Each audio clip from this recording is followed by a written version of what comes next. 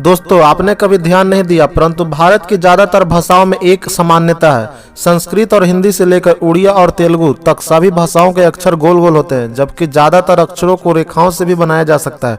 जैसे हिंदी में म अक्षर को रेखाओं से भी बनाया जा सकता है, जैसे अ, अपैया, हर्षई, दीर्घई से लेकर संजोगी छ, त्र, ज्ञ तक ज्यादातर अक्षरों को गोल बनाया जा सकता है। तो दोस्तों, प्रश्न यह है कि ऐसा क्यों किया गया है? यह कोई इत्तेफाक है या फिर इसके पीछे है कोई लॉजिक?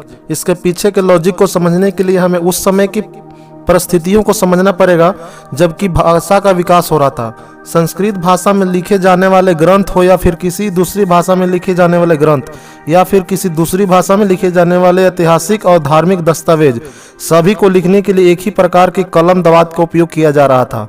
किसी विषय को अनंत काल तक अस्थायी रूप से लिखने के लिए ताम्रपत्र पर लिखने की परंपरा थी। यह सही है कि क सहित ज्यादातर अक्षरों को रेखाओं से भी बनाया जा सकता है, लेकिन यदि रेखाओं से उसे बनाते तो स्याही फैलने का खतरा ज्यादा रहता।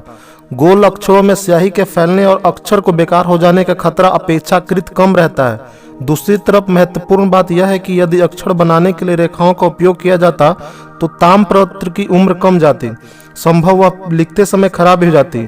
तो दोस्तों, क्या आप पहले अक्षरों के इस रहस्य के बारे में जानते थे? कमेंट में जरूर बताएं, और चैनल पर नए हैं तो please hit the like button and subscribe my channel.